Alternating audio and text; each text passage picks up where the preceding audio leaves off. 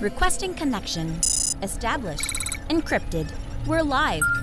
The show you've been asking for. Advice, technology, and community. Linux first, all others second. This is Ask Noah.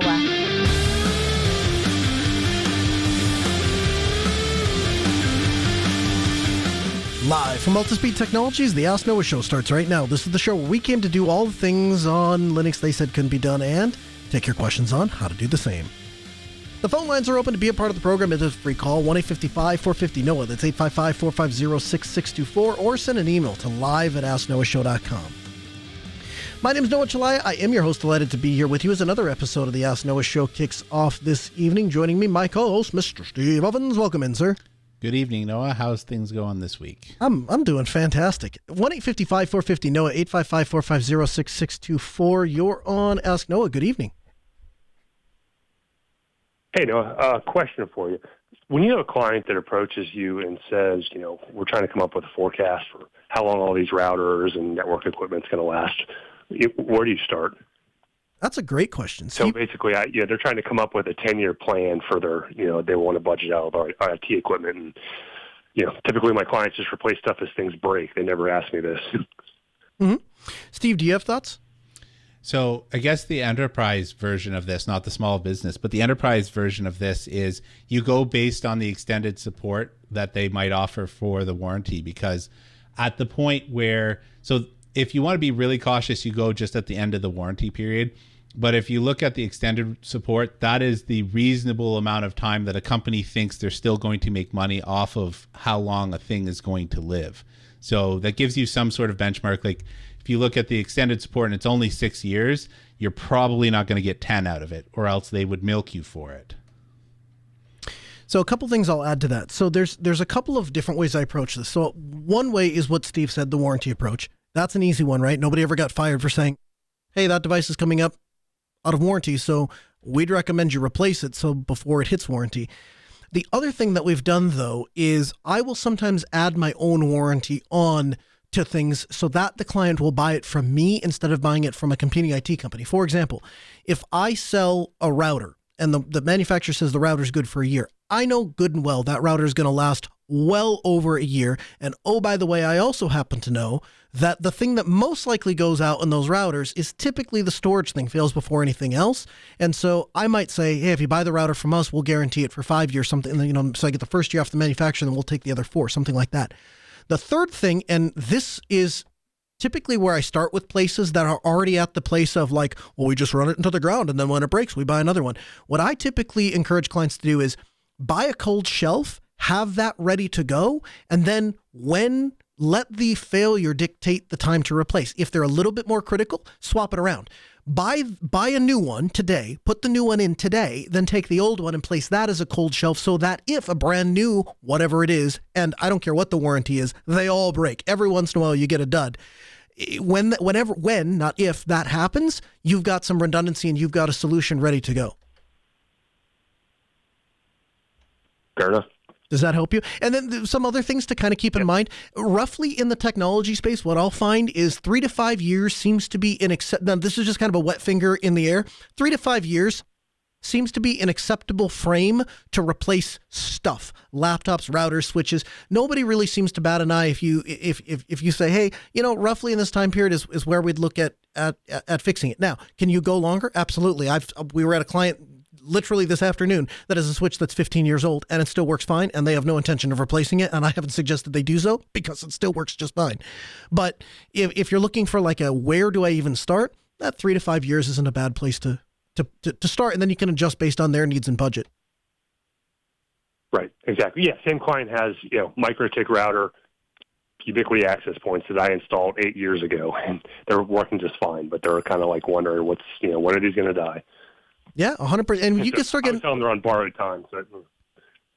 Yeah, you probably are there. The other thing that you could do is you could look at whatever it is you're going to next. If it's a nicer MikroTik router, or you could go look at some of the features or functionality that has that they don't have today, and pitch the upgrade based off of the new things or the new capabilities that they would be able to do. So the most closest thing that comes to my mind is when the Wi-Fi spec iterates, right? And we go from B to G, from G to N, those kinds of things. Going back in there, especially when our clientele is a lot of hotels and stuff, going back then and saying, hey, you'll be on the newest standard, that has a huge appeal as well. And then you're not replacing so much dying stuff as so much as we're getting up to date and kind of keeping pace. Yeah, I wasn't even trying to factor in obsolescence, but just, dying. Yeah. Yeah, that's what I would do. I appreciate the call. The way that I would frame that conversation is business continuity, right? Ask them, what is your tolerance for business continuity? If they say, yeah, we don't really care if we're down for a couple of days, that's fine. There's some hair places that have what they call crash kits. And so if all the computers go down, they have pen and paper to do it. So they're less of a concern than like the hospital, right? Or I had a bar call me one time. They're like, listen, if we don't have this POS system back up by 6:00 tonight, we're going to lose $100,000 this weekend. Well, that's a bigger deal than, so you can kind of let them judge. But in the way that I frame that to them is, what's your tolerance for business continuity? How important is it to you for you to keep all of these things up? And that'll kind of give you some guidance. Sounds good. Thanks. All right. Yeah. Give us a call back if you have any other questions. 855-450-NOAH, 855-450-6624. The email live@asknoahshow.com. So Steve, you had an interesting go around with, well, I won't say what the actual problem ended up being, but you noticed that you were having problems with VMs. You didn't know where to look. Walk me through your troubleshooting. Yeah, so earlier this week, I was trying to install some of Red Hat's enterprise software, and normally it works really well, but every once in a while, when you've got new products or you've got a new release that's out or anything of the like, you might run into edge cases or bugs or things like that. And so I was facing a situation where I couldn't get the product to install, and I couldn't figure out why.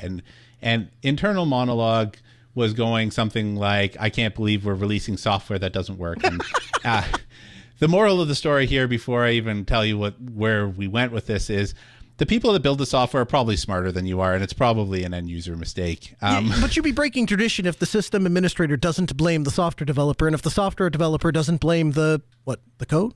Yeah, the hardware? Pretty much, right?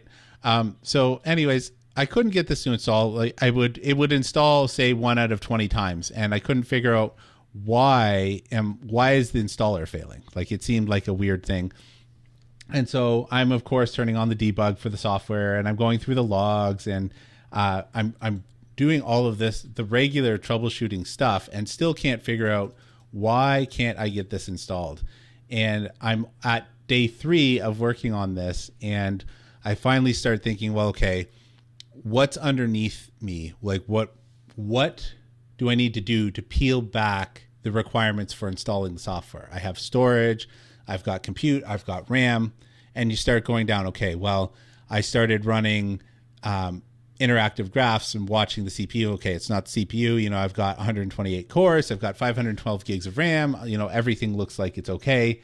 And so I start looking at IOPS and stuff like that, and this has got one of those PCIe NVMe trays, so it's splitting up the NVMe. It's got 4 or 5 NVMEs working together as one, sort of like a RAID 0 setup. It's not the IOPS, and I just keep going down the list. And eventually, I happen to have been tailing journal control on the host, the VM host, and I start seeing every once in a while there's an odd message that I don't understand. And so I started looking around, like, what does this message mean? And it turns out that I ended up having to dig into the inner workings of how NFS works, because I was using NFS storage for the VMs, and that's not bad, right? There's nothing that says that you can't do that. But what ended up happening was the way that NFS works, especially on, just in general, what happens is when the NFS server starts, it calculates the amount of RAM that it has, and then sets the R size and the W size based on the amount of RAM that it has available to it. Then when a client connects, it says, hey, this is my R size and my W size, and this is, basically how we're going to communicate.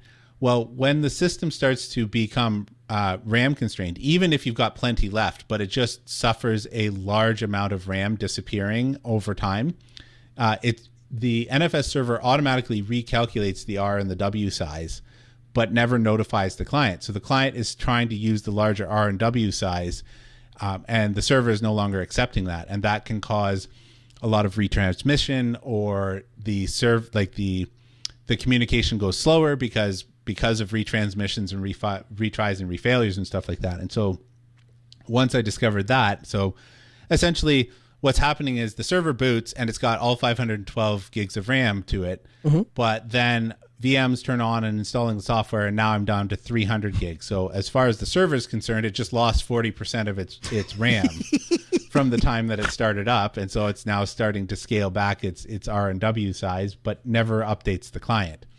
And this is problematic. What is R&W size? So it's window size, and I forget what the R size is right off the top of my head. They are part of the parameters for determining how many packets to send and how big the packet should be, and it's basically communication. It's a communication protocol to determine how we're going to exchange information. Got it.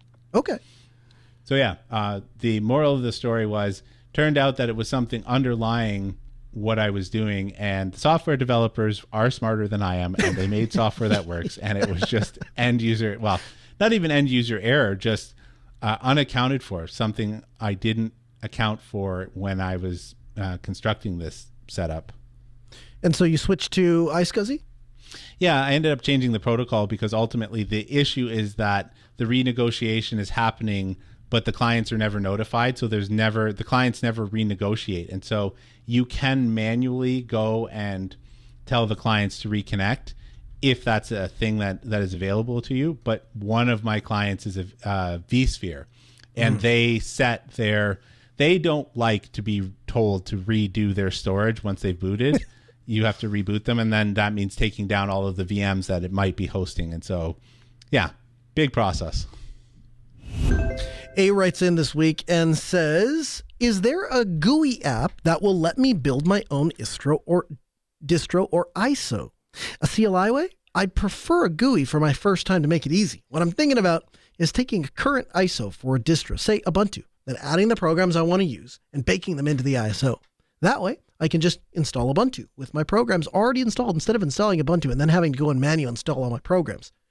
I know Ansible is a thing, but building my own ISO or distro seems more fun and interesting to me currently. Thanks for the show, A. So first of all, I want to call this out. I love the fact that people feel comfortable writing into the show. I don't have to know your name. I don't have to know anything. All I have to do is know that this is how you wish to be identified, and you know what your question is. I like that. I like that he writes in as A, or she, or it writes in as A. I think that's great. The other thing, though, here is, Steve, when you're talking about building a distro or an ISO, how does one actually go through, and how does that process typically work, apart from if there's a GUI app? And I guess I'll just go out and say, I've never heard of one. So I've never heard of a GUI app to do this sort of thing. I'm sure that they're out there. One of our producers or our members of the team mentioned that OpenSUSE build service might have something similar to this. I'm not really sure, to be honest. I've rolled ISOs before from command line utilities a long time ago, like 14, 15 years ago. I don't know what's current out there. One of the things that crossed my mind is back then there was also a way to install the utility once you've got your system up and running, and it would attempt to make an ISO out of what you have. So I suppose that is an option, but generally speaking, it is quite the undertaking. You might find a response for it. I think that you might have to go so far as to find the places where distro maintainers actually kind of frequent and ask them, because neither of us do this on the regular, for sure. We don't. Here's what I do. What I do know from employing people that do this kind of work on the side: one, maintaining a distribution is very time consuming and very expensive. So if you want to go down the route, and it sounds like you do, want to go down the route for self-improvement and to learn more about yourself, then I think that's a fantastic way to go. If you're thinking that this is a way to save time and effort, you might reconsider your thoughts. So one way to do this, and you mentioned this, right? Ansible, right? So you could absolutely declaratively say, I want to install Ubuntu, and then on top of that, I want this to be installed, configured, and work like so. That's one way to do it. The other thing is, so actually imaging the system, right, Steve? I mean, this is that kind of comes back to the idea of like a recovery partition sort of a deal. Yeah, you could absolutely do that. We don't really know what your ultimate goal is, and that makes answering this question kind of difficult, at least from my perspective. Yes. Right? So 100%. Our second email comes from Carrie. Carrie writes in and says, for my home server, which is hosting VMs using libvirt and KVM, I'm trying to set up bridging as opposed to configuring my VMs to the directly attached server NIC. The limitation with the direct attached seems to be that none of the VMs can communicate with each other. I was wondering if you know of a good guide to setting up the bridging for libvirt KVM on Ubuntu. I've been trying to set it up via Ubuntu using NetPlan, and I've been having problems. I'm not sure if it's an issue with my configuration or possibly that I just don't understand bridging enough, or if I'm making a mistake in my NetPlan config. I have my server connected to a dumb unmanaged Netgear switch and all the other hosts is plugged into it. When I try to set up bridging on my server, I apply the NetPlan config. Everything on that network loses its network connection. Do you have any idea what I'm doing wrong? Best regards, Carrie. So, a couple things here. So, Steve, I hope I'm not being... well, let me just say this. I'm almost kind of surprised to get this email because in my experience, typically especially on Ubuntu, if you were to install Cockpit, you would go into the Cockpit web UI, click on Add Bridge, and there you go. Bob's your uncle. Now you have a bridge. And all of the VMs are just going to speak through one physical RJ45 network jack as if they themselves basically it turns that network jack, the NIC on the server, into a switch. Yeah, so there's a couple of different networking techniques here for virtualization, right? So the first and easiest one to set up is called a Mac VTAP. And essentially what that does is it does exactly what it sounds like. It taps into the MAC address of the host, which means that the host itself can't communicate with the VM, but it doesn't prevent any VMs from talking to each other. So that's one option. The other option is, of course, bridging, like the writer is talking about. There's nothing wrong with bridging. And you can do fancy things with bridging, like add extra NICs in there for failover and all kinds of fun stuff like that. In terms of setting it up, I used to struggle with this before Cockpit came around and was a thing. But like Noah said, ever since I was able to go into Cockpit and just click Enable Bridging, I haven't thought about it since. So I've been where you're at. I've had that pain. I would suggest maybe trying.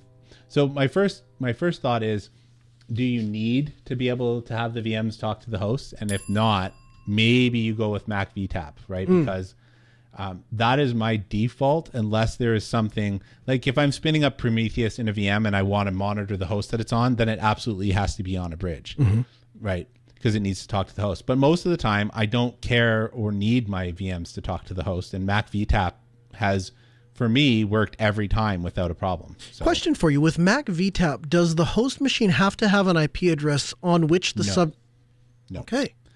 No, the interface can be unassigned for Mac VTAP. All it's doing is essentially allowing you to piggyback on top of the MAC address. And yeah. So it goes out through the switch and comes back in. Our third email comes in from Michael. Michael says, hi, Noah and Steve.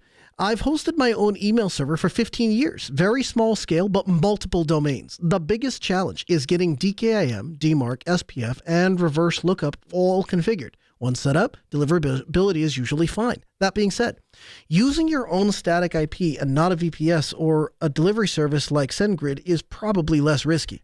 I've done all three. I've used HMail server back in my Windows days, but have used Postfix and Dovecot since moving to Linux. I first used Mbox and MySQL and have been happier with Maildir for flat files. Feel free to reach out to me if you want to discuss. I'll be at Self in June. Speaking of that, setting up your own email server is probably a good Self workshop. Cheers, Michael. So again, I've said this every time and I don't want to overcommit myself. I'm not in the go host email yourself. Anything that is time critical has potentially high consequence for experimenting with. And I learned that firsthand. As I've talked about a couple of times on the show, I've been moving away from my phone. And one of the things that I've noticed, XMPP doesn't have an always on server. It doesn't have a bouncer like thing. So if my laptop is off, if it's not on, it's not getting text messages or XMPP messages, right? And so when people are sending my JMP, account, if that laptop isn't on, I'm missing those messages. And it's not until I go back and look at the actual phone that's been sitting, in its charger at home that I have been missed in a couple of things. And that's true of calls. It's true of SMS messages. And so when you're getting into the real time thing, and email's absolutely in that box, the consequences are real if you mess it up. So I'm not 100% there. However, when I'm looking for reasons to say no, and so when I look at self-hosting and I see, well, the biggest challenge is getting DKIM, DMARC, SPF all set up. In my mind, I go, yeah, but with Mail in the Box, if you're willing to let it do DNS, it will set all that up for you. So yet again, I have a check mark in the open source world, and then when I look to what I'm seeing in the proprietary world, you have any idea how many businesses have, what do they call it? What do they call it this week? Google Office. But G Suite or Office 365. And guess what? Plenty of those places don't have DMARC, SPF, and reverse lookup all set up. And I have gotten to the point now where there's organizations that deal with, well, we send too many emails to these other domains. And if you don't have these records set up, they reject those emails. And so I don't know. It doesn't seem to be perfect any place, but if you're hosting your own email, we want to hear from you. Our fourth email comes in from Nikki. Nikki writes in and says, "Hi, Noah and Steve. I'm rebuilding my NAS. My current setup is the root disk on a single solid-state drive. I don't have any data saved on the root disk, but the Debian operating system and some packages. I have mixed drive sizes. All of the data drives are LUKS encrypted. I'm using Clevis and Tang to auto-decrypt the data disks. The Tang server is located at the remote site at my parents' home, and we're connected via a site-to-site VPN with WireGuard and IPsec. My plan? To swap the hardware, motherboard, CPU, RAM to, and then he gives an updated model, to keep the current setup, which is to leave the root disk as normal and the data disks as LUKS encrypted. I live in an area that has tornadoes. My question is, what would be the possibility of decrypting my data disks since the root drive is not encrypted?" So Steve, before we can really dig into this, can you talk a little bit about what Tang and Clevis are and how they allow for automated decryption? So Tang is a server that you set up on a network somewhere, and the purpose of it is to allow for an automated decryption on boot. And a lot of people respond, well, that seems silly. Why would I encrypt my disk if there's something that will automatically decrypt it for me? And the answer to that is it depends on what your attack vector is. So Tang is meant to solve the attack vector of somebody like picking up your thing and literally walking out of the data center with it, or your laptop or whatever. So the whole purpose is to allow you to boot your computer and decrypt your disk unattended, because a big problem that you have, or that you could have, is, okay, my box is rebooted because of power outage, and I actually have to physically have somebody log into it somewhere in order to get it back online. And that's a problem when you're talking about enterprises, especially if you have an entire rack, for example, that goes down. So that's what Tang is meant to get around. So I'm a little bit confused in terms of what the listener is talking about for the decryption of drives, because in terms of why you would use Tang, if you're using Tang, then it's likely that you understand about automated decryption. Now, on the flip side of it, the question about, well, if my root drive is unencrypted, what is the chance of somebody being able to decrypt my data that is encrypted, like my data drives? And the answer is the same as any other computer, right? If they breach your root drive somehow, and they know what they're doing, and you've stored your encryption key on the computer itself, then there's nothing to stop them from doing that. So the answer to your question is, what is your attack vector here? That's ultimately what you need to answer. I guess I struggle a bit too. It doesn't sound like there's a desire on his part to encrypt the boot drive. It sounds like that's unencrypted. It sounds like maybe the Tang server is just decrypting their data drive. So perhaps his question is, but I mean, he specifically asked, what's the possibility of decrypting the data disks since the root disk is not encrypted? I mean, yeah, we'd have to know where the encryption key is. I suppose. And then the other side of it is, what are you ultimately trying to accomplish? But right back in, let us know. We've also linked the appropriate knowledge base article from Red Hat on setting up Tang. And so if that helps you, or if it helps somebody else, they're listening, like, I didn't know that was a thing. I want to read about it. Great. Podcast.asknoahshow.com. He has a second question. Do you guys have a recommendation for an alternative to Gmail? Like you guys, I use Nextcloud, so I'd be using the Nextcloud calendar storage, but I want to get away from Gmail and wanting to use email that has privacy and can be trusted. Right now, I'm using the free Proton Mail account, but I want to move my family of 4, to Proton or similar. Proton is kind of expensive. I was checking TootNoah and mailbox.org, but I couldn't find their pricing on their family plan. What's your opinion of these email service providers like Mailbox and Tuta?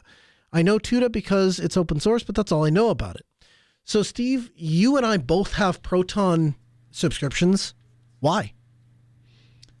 Well, so first of all, I like the mission that Proton puts out. That's a part of it.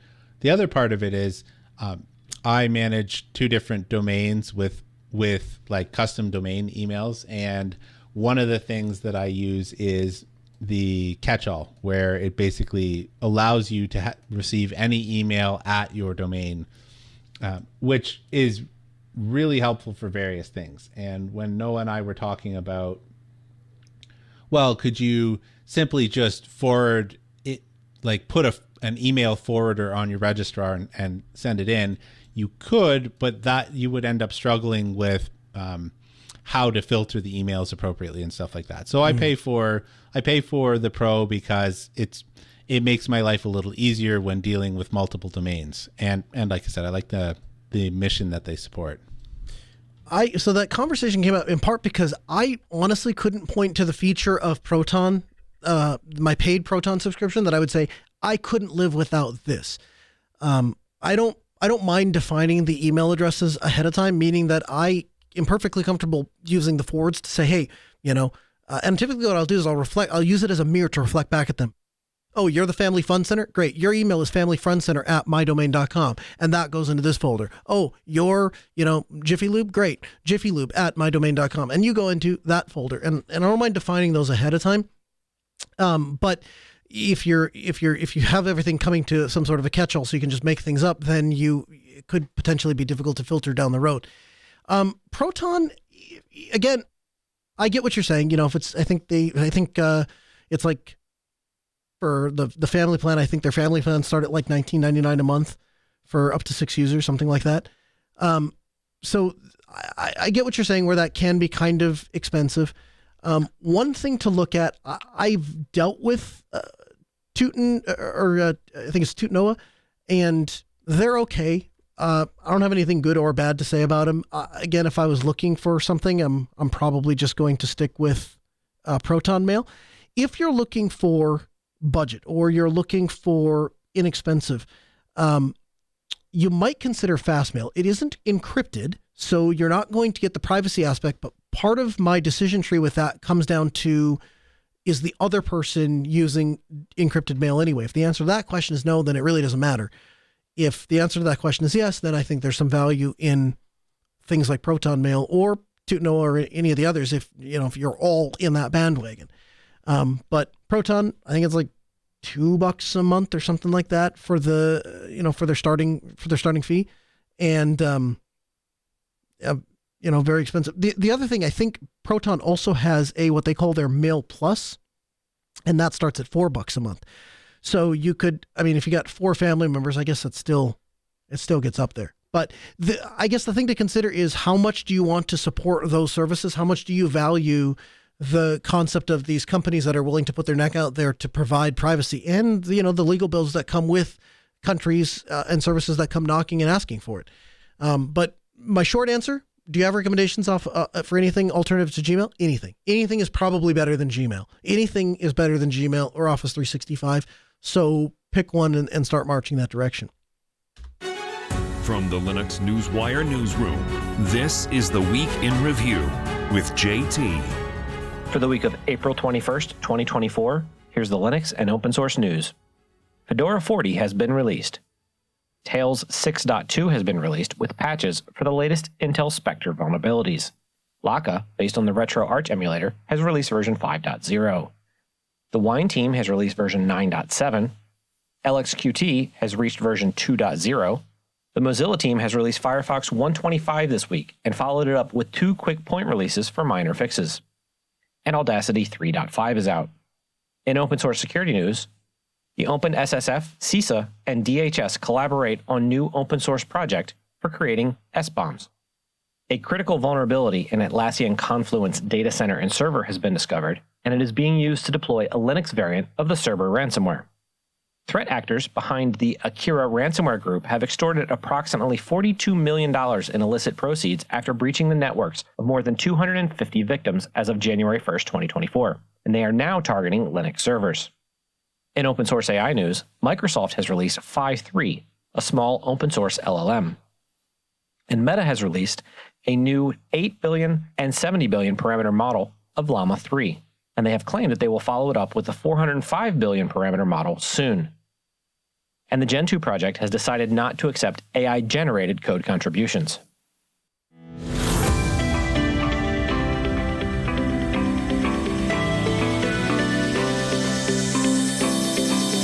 Linux could soon be driving your car. That's not hyperbole, that's literally.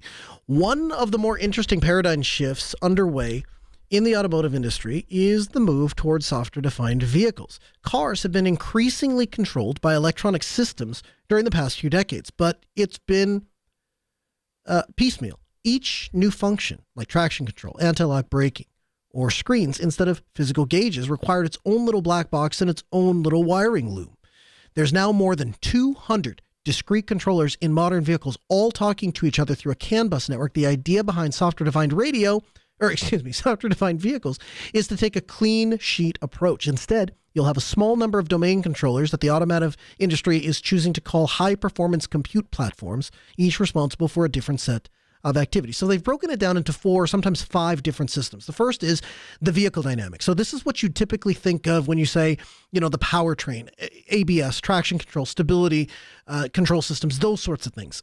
Everything you need to actually drive the car. The second system is the driver assistance systems. So that's things like your radar cruise and your ultrasonic sensors and controlling the automated driving systems.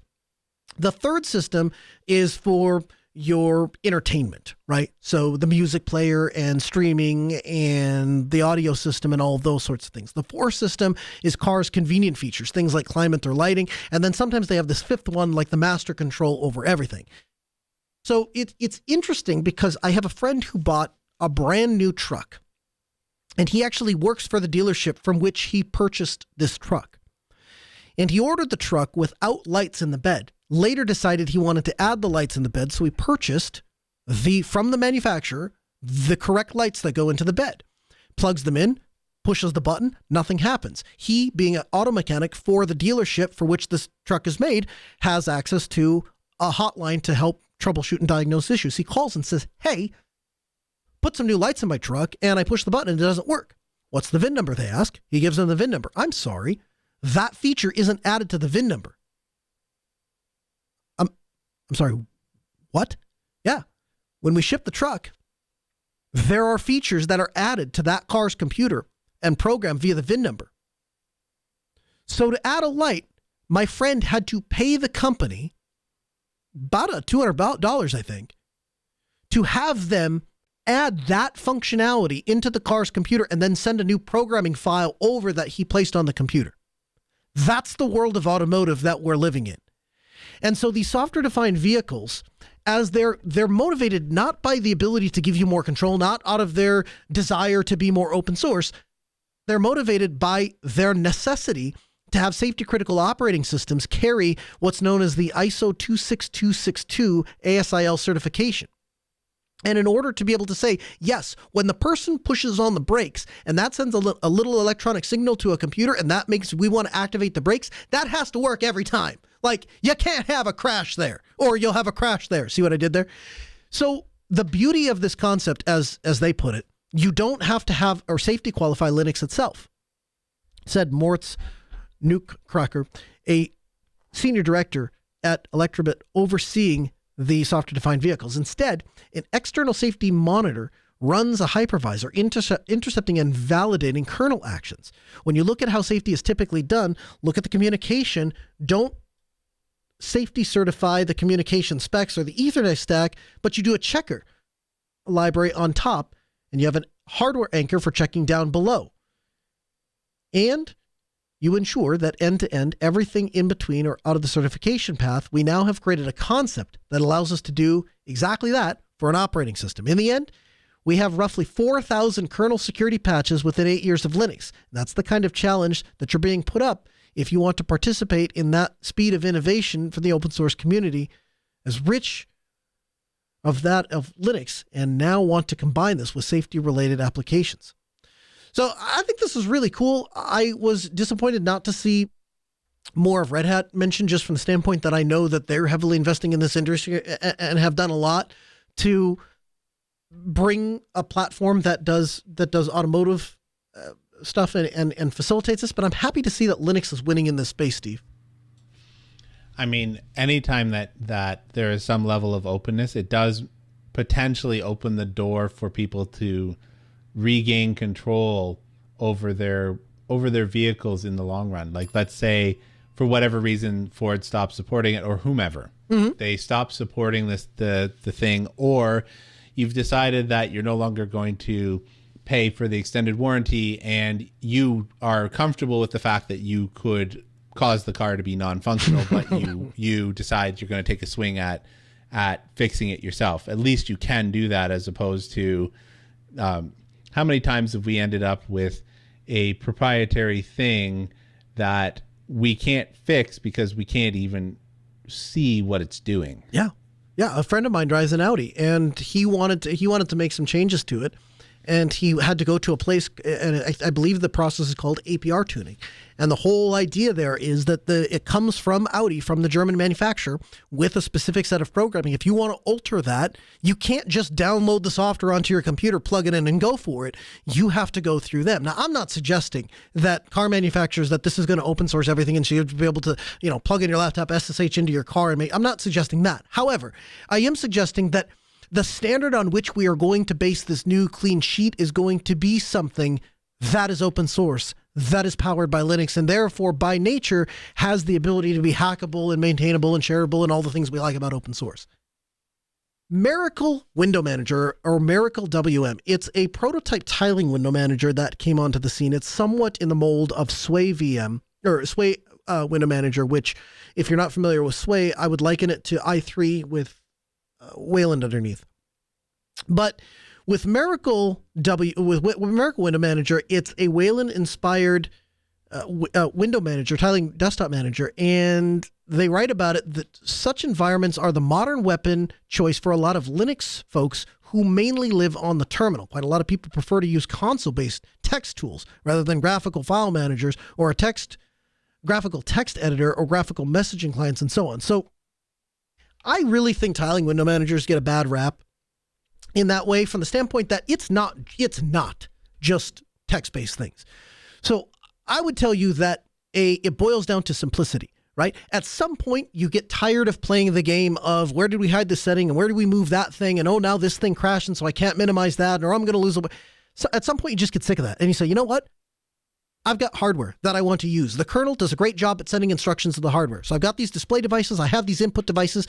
I want to input and input things on these input devices. I want to call pieces of software code. I want to execute that code on my system. I want the results of said code to be displayed and proportioned or distributed out among my pixel real estate like follows.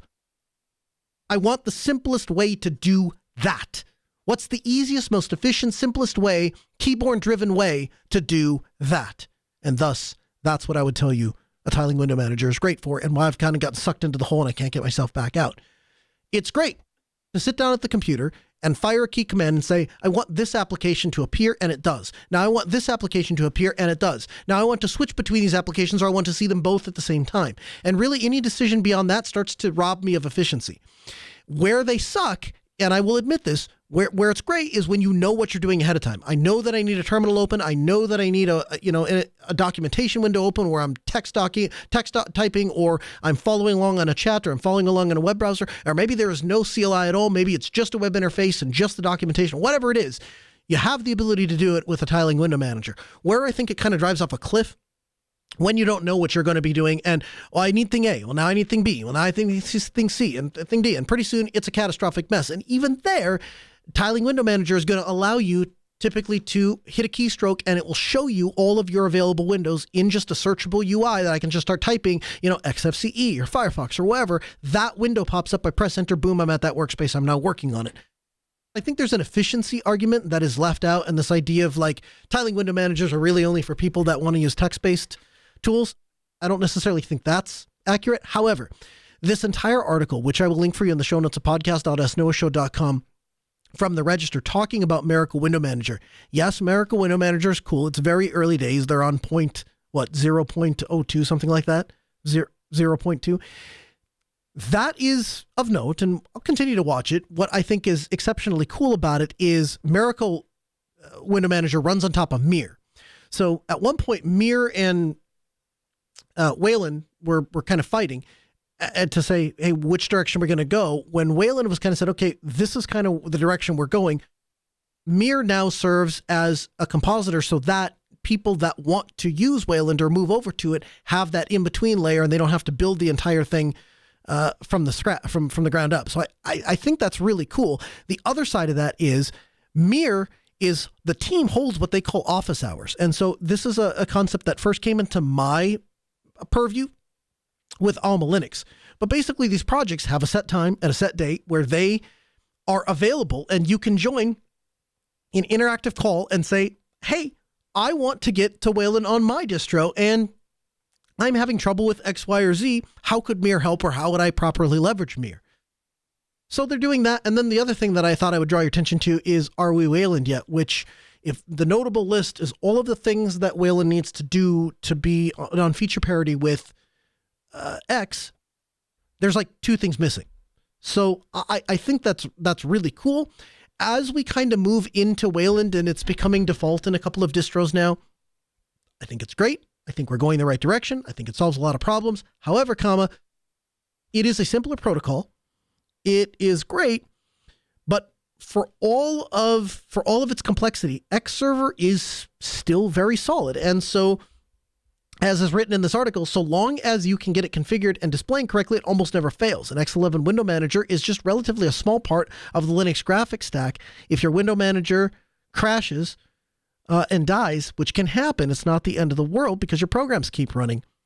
And you can get to a command line and try to restart the window manager and recover. If, on the other hand, your window manager is also acting as a Wayland compositor, which is relatively new and unproven code, then if it crashes, you lose everything. Your entire UI and all of your UI programs that were running. So I think early days, definitely some problems to solve yet, but I'm excited to kind of follow along.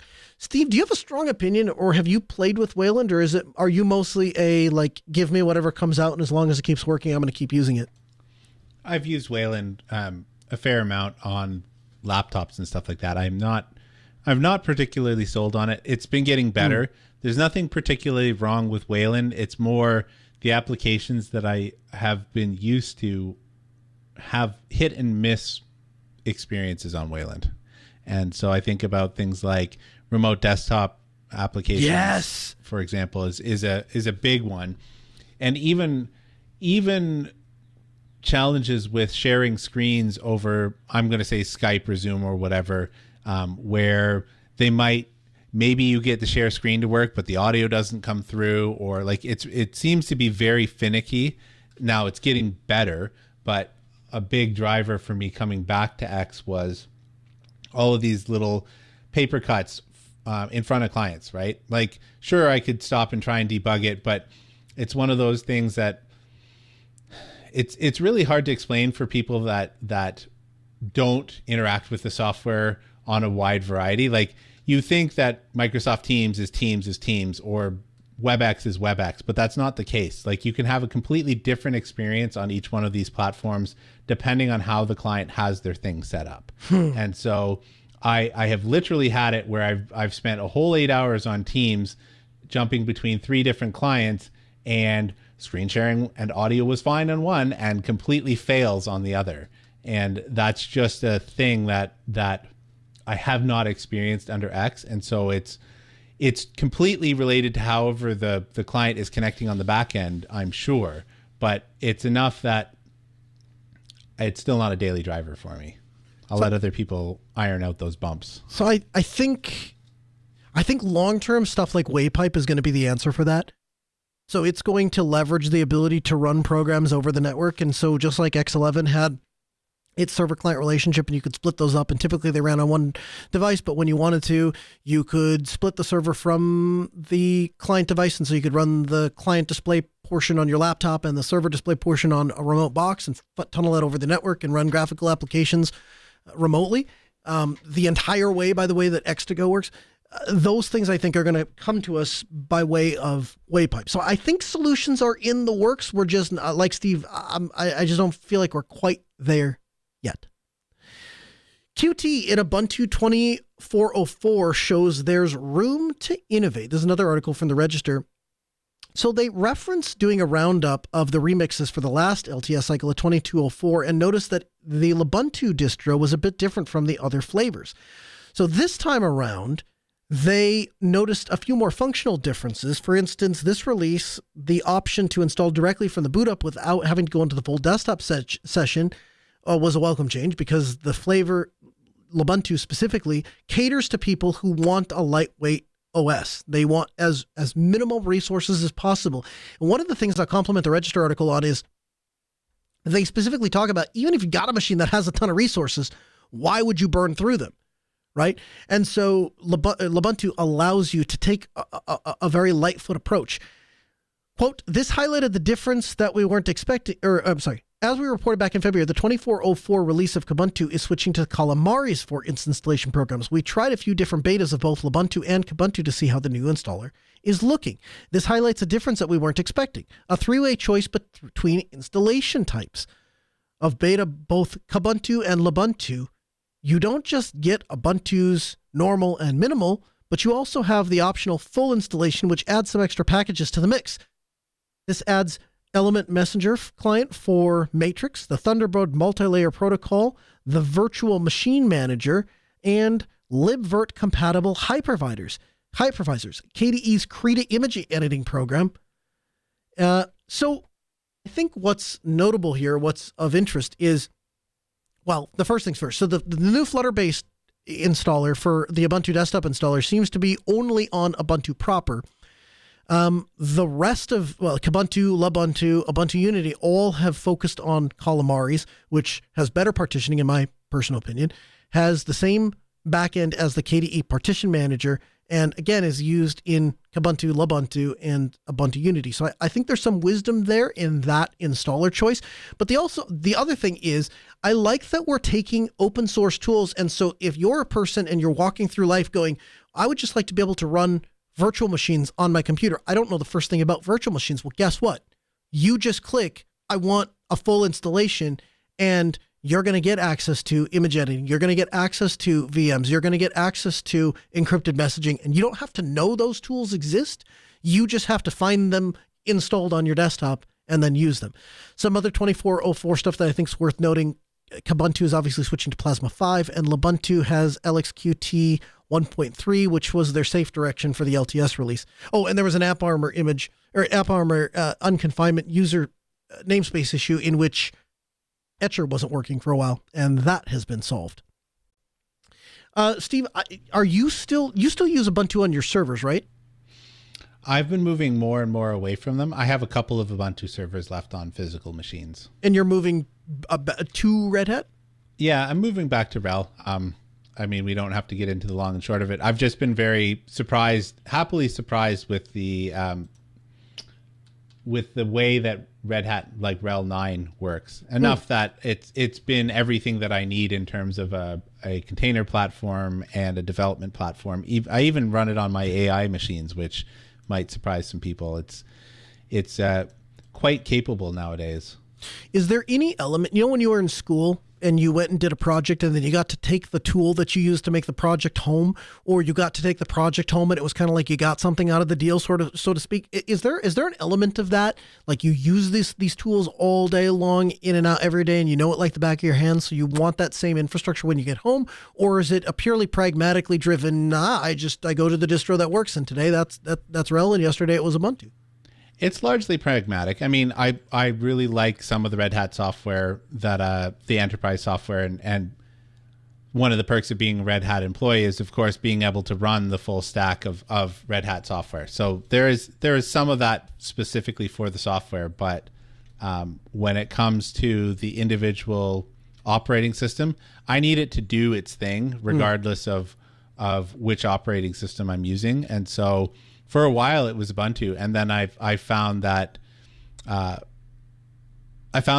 9 brought a big parity. Not right away, but I found that it was enough of a paradigm shift for me in terms of its support for more modern software, like newer versions of Python, and being able to support container workloads and stuff like that.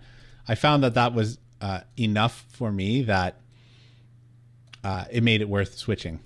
So here's an interesting piece of tidbit for you. So I've been on Arch now for, I don't know how long this install has been going, but one of my, I guess, procedures has been when I go to reach for a piece of software and it doesn't work on Arch, which happens from time to time. So the latest one was Kdenlive. Went to fire up Kdenlive, didn't work. Why? I don't know. I don't really care. I've just gotten to the point where, okay, I'm done with the native package. I installed the Flatpak. And you know what, Steve? My success rate with that, 100% of the software I need to run on my computer works. Yeah, I mean, there's something to that, although Flatpaks are not geared at servers anyways, right? No. So there is a level of picking the right software for the job. I like a lot of Flatpaks as well, although honestly, the people out there are going to roll their eyes, but I've moved from largely running Ubuntu servers to running a mix of RHEL and Arch servers. And part of that is because I find the Arch packages to be good for really fresh things. So like we talked about WeCan the other day, and I just installed that right out of the repo. And I like being able to pull things directly out of the repo as opposed to getting the software through containers. I'm just that weird person. I work with containers. I'm completely comfortable with them, but for whatever reason, when it comes to home, I don't want to stack a bunch of containers. I just want to like Pacman-S my software into place and call it a day. 100%.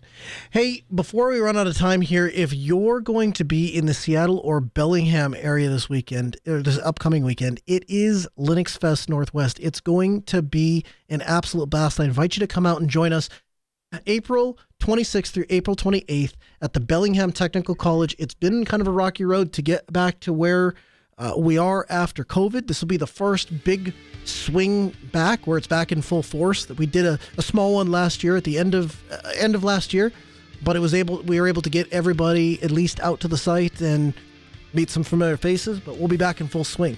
So join us for Linux Fest Northwest, April 26th through 28th. This show is recorded every Tuesday at 6 p.m. Central, AskNoahShow.com. We invite you to participate in the live show. We'd love you to do that. You can also head over to the podcast at Ask Noah Show. There, you'll find not only the articles and references we used to create the show, but all the stuff we didn't have time to get to, plus the entire show backlog. I'm on Twitter at Colonel Linux. He's at Linux Evans. We're back next week, 6 p.m. Central, AskNoahShow.com.